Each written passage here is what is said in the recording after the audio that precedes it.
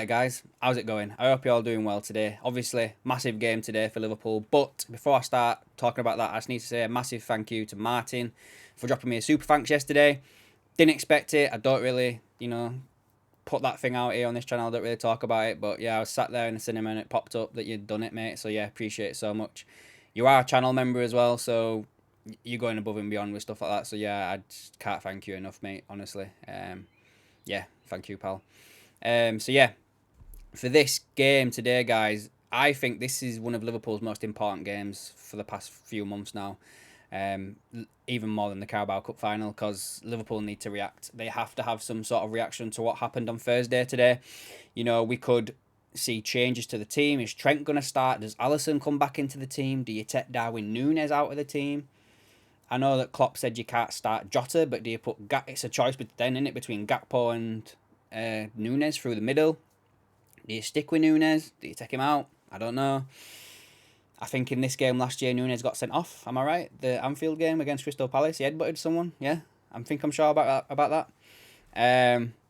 Yeah, they need to react today. If we don't get a sort of comfortable victory today, then I do feel Liverpool could be in for a slog towards the back end of the season. I really, really do. They need to turn this round today, put us in good stead for what is going to be a mammoth task on Thursday next week to pull that back around. You never say never in football, but it does look more than likely Liverpool will not be advancing any further in the Europa League, guys. We just can't keep a clean sheet, can we? So let's wait and see what happens with that. So, guys, this video, I'm bringing to your attention this Pedro Sepulveda video again.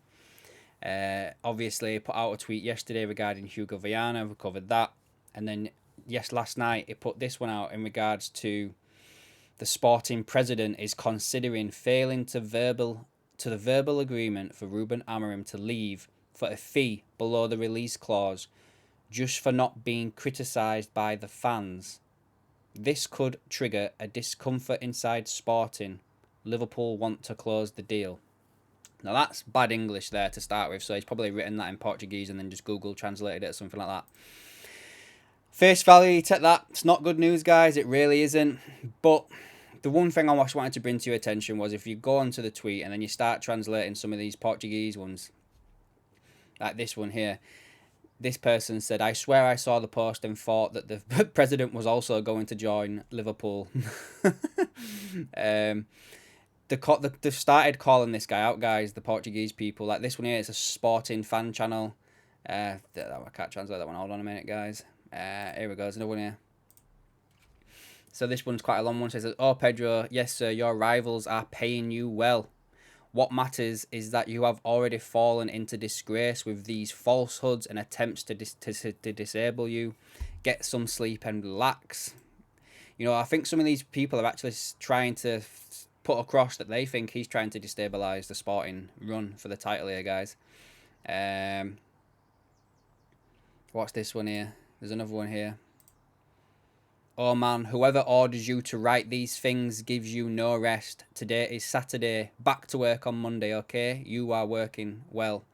So again, people calling him out on this stuff, guys. Another one.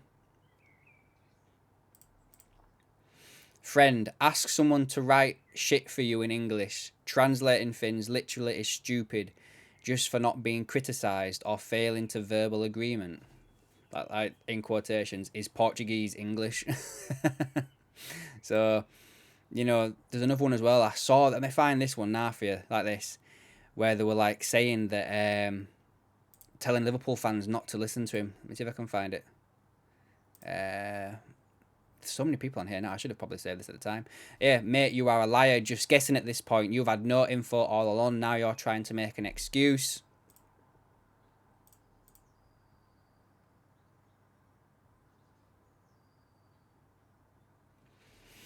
"You can also announce that Liverpool are currently in negotiations to sign me as their fan." Honestly, I don't want. I'm not going to read anymore. But there was another one that says basically telling like Liverpool fans, please do not listen to this guy. He's not telling the truth.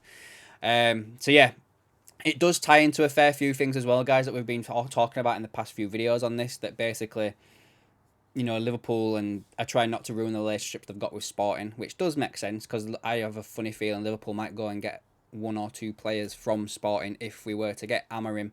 And yeah, they're trying to keep the relationship nice, but at the same time, it does come across a little bit like this Pedro guy is backpedaling an awful lot.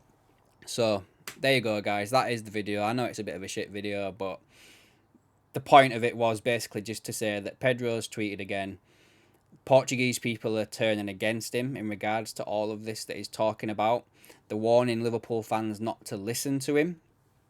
But the guy has been right about a few things. So it's all part of the game, guys, anyway. Anyway, let me know your comments down below, guys, what you think of this whole situation. I'm going to try and not touch on Pedro again for a while now because I just think that there's something else going on.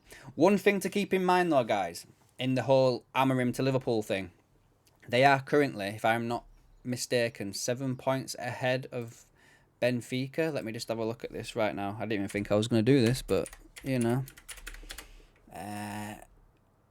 Let's just end the video like this, shall we? So, yeah, 7 points ahead of Benfica. They've played the same amount of games. I do think that Benfica play today. But then Sporting have got their game in hand on Tuesday. So, keep in mind, there's not long left to go in this league now. Sporting, like I say, 7 points ahead.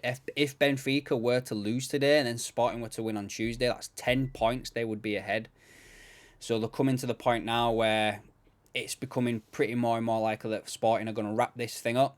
And I think as soon as that's wrapped up, guys, we might get the answer in regards to what is actually going to go on with Ruben Amorim. All right. So we need probably Benfica to start dropping some points and Sporting to start pulling away a bit more here to start getting a bit more clarity of what's going on. Right then, guys, I think I've waffled a bit too much now. So, yeah, I'm going to leave it there. Hopefully, Liverpool will get the victory today. And, yeah, I will start doing some live streams, I think, after the season's over. There's no point trying to do them now with the season going on still. So, but, yeah, that's something I'm planning to do in the future. Right then, guys, hope you all have a good weekend. And I will catch you later on if there's anything else to talk about. See you then.